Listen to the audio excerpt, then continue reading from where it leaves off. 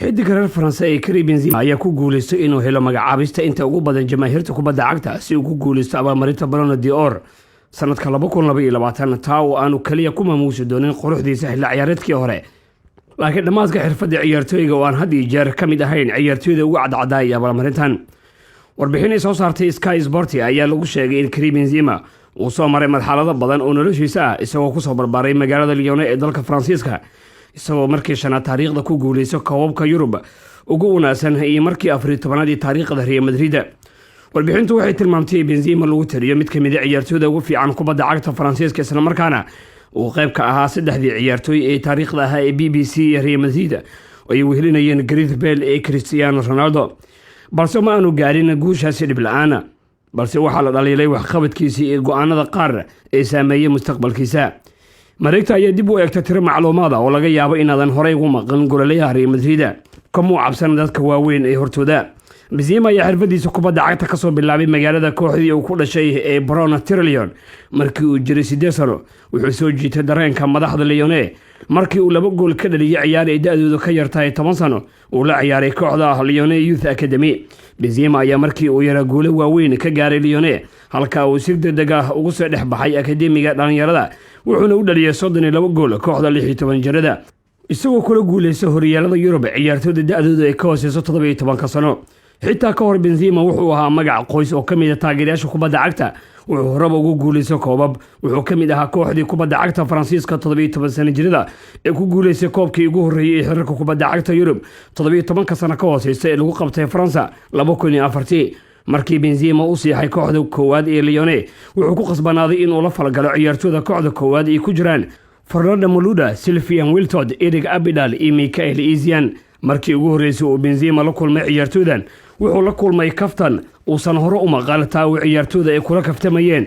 dareenkiisa ayaa wuxuu ahaa mid kadisa wuxuu ku yiri mid kamid ah asxaabtiisa ha qoslin waxaan u imid inaan booskaaga qabto muusan daahin in uu gaaro wuxuu qoray magaciisa inuu yahay lambarka ugu jecel yahay ee lambarka 9aad wuxuu dhaliyay 66 gool 148 kulan oo uu ciyaaray tartamada dhan ka hor inta uusan u dhaqaaqin Real Madrid Benzema iyo Zidane sanadkii 2011 Benzema wuxuu ku guuleystay abaalmarinta laacibka sanadka ee Faransa taa uu ka dhigay ciyaaryahankii labaad ee Faransiiska ee ku sugan Spain ee ku guuleystay abaalmarintan iyo sidoo kale ciyaaryahankii labaad ee Real Madrid ee ku guuleystay abaalmarintan midkii ugu horeeyay ma ahayn mid kale oo aan ahayn Zidane oo Faransiisa Benzema ayaa mar la bardhigay Zizou wuxuu ku jawaabay waa bogaadin in la bardhigo Zidane laakiin waxaan nahay laba ciyaartooy oo kala duwan waa wax la yaabo in la ogaado in Benzema uu ku guuleystay abaalmarinta kubadda cagta Faransiiska ee sanadkan marka la eego Zidane Benzema ayaa ku guuleystay 3 jeer halka Zidane uu ku guuleystay 2 jeer oo xirfadiisa ciyaareed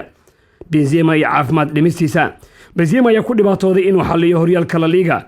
wuxuuna dhaleecin kala kulmay dad badan oo dhaleeceeyay qaab ciyaareedkiisii liitay 2010 tababarihii hore ee Faransiiska Laurent Blanc ayaa kula taliyay Benzema inuu ka shaqeeyo taamahaanshiisa oo lumiyo xoogaa miisaana si uu gaaro heer wanaagsan kor inta uusan bilaaban xilli ciyaareedkii 12 Benzema wuxuu ku biiray xarun caafimaad oo ku taala Talyaaniga si uu lumiyo miisaankiisa qorshahaasi waa uu shaqeeyay Benzema ayaa xilli ciyaareedkii dhaliyay 32 gool tartamada dhan goolkii ugu dhaqsiyaha badnaa ee taariikhda El Clasico لاعبka Argentina Lionel Messi ama ninka ay ku xifaaltamaan Portugal iyo Ronaldo muusan helin goolkan balse wuxuu ku diiwaan gashanaa magaca Benzema ka uu dhaliyay goolkii 2011 kadib 22 ilbiriqsi oo qora taa uu keentay Real Madrid hogaanka ay ku qabato laakiin 3 gool iyo gool ayaa lagu badiyay labada walaalo ee Benzema sidoo kale waa ciyaaryahan kubadda cagta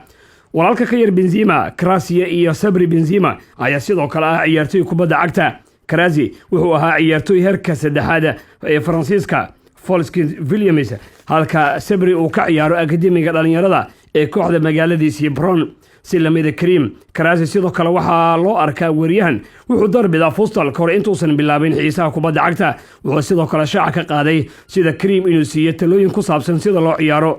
wuxuuna inta ugu badan booqdaa Krazi Karim uu la joogo Real Madrid dhanka Sabri oo Benzema uu amaanay sidoo kale waa wariyahan Karim ayaa mar sheegay in Sabri uu noqon doono ciyaaryahan isaga ka wanaagsan qalalaase sharciga ka hor ee kiiskii Valbuena 2010 muddo dheer ka hor inta aanu Benzema ku lug yeelan